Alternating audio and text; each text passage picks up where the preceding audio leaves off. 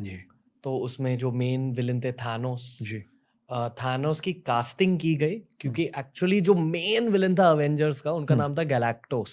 Correct और galactose silver surfer के main villain थे। सिल्वर सर्फर ट्रू एक और सुपर हीरो है। फैंटास्टिक फोर वाले जी जी जी। जी ओके, आप कॉमिक बुक जी नर्ड हो जी हमारी मैं बिल्कुल तरह। राज कॉमिक्स डायमंड कॉमिक्स से लेके मार्वल और डीसी तक मैं बात कर सकता तो क्योंकि गैलेक्टोस की राइट्स नहीं थे हूँ मार्वल स्टूडियोज के पास, जी जी इसलिए उन्होंने थानोस को डाल दिया। थानोस को डाल दिया बट गैलेक्टोस का लॉजिक ये है कि वो पूरे प्लैनेट्स को स्वॉलो कर देते थे, पूरे प्लैनेट्स को खाते थे।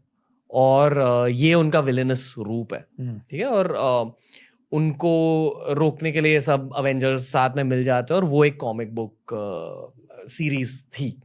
जब मैंने बचपन में गैलेक्टोस के बारे में पहली बार सुना और सिल्वर सर्फर की स्टोरीज सुने, सिल्वर सर्फर का एक शो भी आता था, बहुत बढ़िया, मुझे लाइक, याद है और वो हाँ, अभी भी बड़ा मजा आता है उसको देख उफ, और बहुत ज्यादा मैच्योर शो था। हाँ मतलब they talk about existence, existentialism, ऐसी सब चीजें।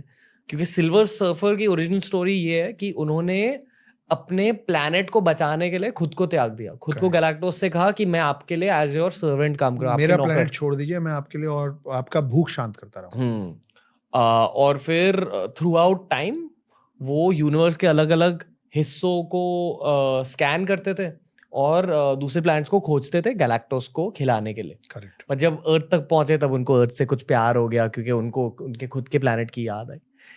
ये जब मैंने बचपन में भी ये कहानी सुनी थी सिल्वर सर्फर की, तो मुझे हमारे धर्म के बारे में बहुत थॉट्स आने लगे कि आई एम श्योर कि हमारे भी ग्रंथों में, कहानियों में, इतिहास में ऐसे इंटरगैलेक्टिक स्टोरीज है, स्पेस रिलेटेड स्टोरीज है।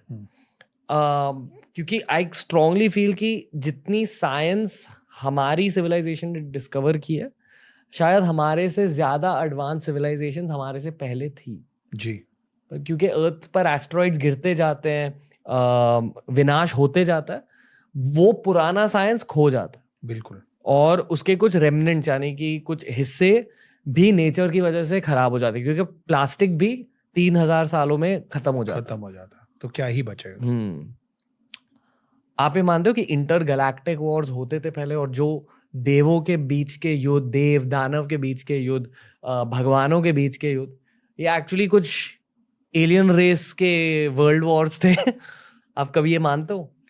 देखिए इंटरगैलेक्टिक वॉर होता तो होगा हम्म और मुझे तो लगता है अभी भी हो रहा है hmm you know this is a constant process which is not stopping hmm it's just that कि हम अभी वहां नहीं पहुंच पाए हैं हमको नहीं पता है hmm earth is not a part of any of these hmm हम बहुत ही मतलब अ, हम ना अपने आप को बहुत ज्यादा आंक लिए हैं हम्म, humans as a race ji, and earth as a planet we think too much of ourselves मैं एक बहुत अजीब सी बात कर रहा हूँ श्योर। शायद आप अपने सवाल से इस बात को कनेक्ट कर पाएंगे हम छोटे में ना हमारे घर में फ्रिज नहीं होते थे मैं मुझे तो याद है मेरे घर में फ्रिज नहीं था तो घड़े में पानी रखा था तो जब ठंड का मौसम आता है बारिश का मौसम आता है ना तो वो घड़ा जो है उसको संभाल के घर के छज्जे होते थे पहले शेल्टर मतलब छत के ऊपर एक छोटा सा लॉफ्ट होता था वहां पे संभाल के रख दिया जाता था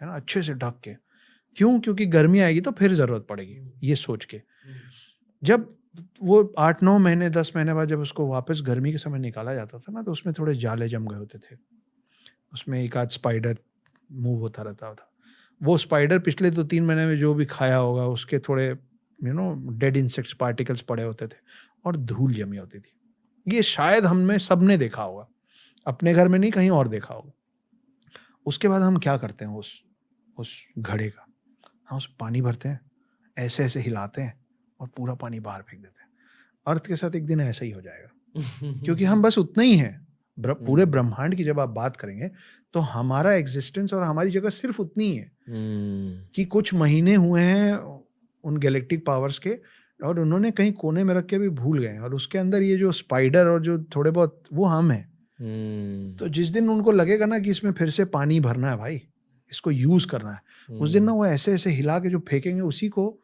हमारे पूर्वज लोग बता के गए कि जब जब ऐसा होता है ना उसको प्रलय कहते हैं फिर प्रलय होता है फिर 2-3 महीने पूरे पृथ्वी में पानी भर जाता है और सब गर्म जब जब मिट्टी का घड़ा बनता है तो उसको हीट करना पड़ता है ना, to give it a shape.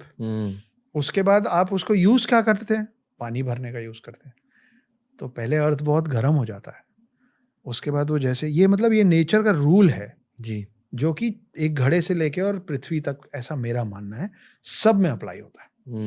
तो पहले आप अर्थ बहुत ज़्यादा गर्म हो जाता है, फिर जैसे जैसे वो ठंडा होता है तो फिर उसमें पानी होता है, पर पानी ही होता है। फिर उसमें कोई बीन्स नहीं होता है, ह्यूमन्स या इंसेक्ट नहीं हो सकता। फिर जैसे वो 2-3 महीने गर्मी के ख़त्म होते हैं, फिर आप उसमें पानी की ज़रूरत ख़त्म होती जाती है, तो आप पानी रखना बंद कर देते हैं। तो अभी अर्थ में पानी कम होता जा रहा है, इसीलिए 30% लैंड हो गया है।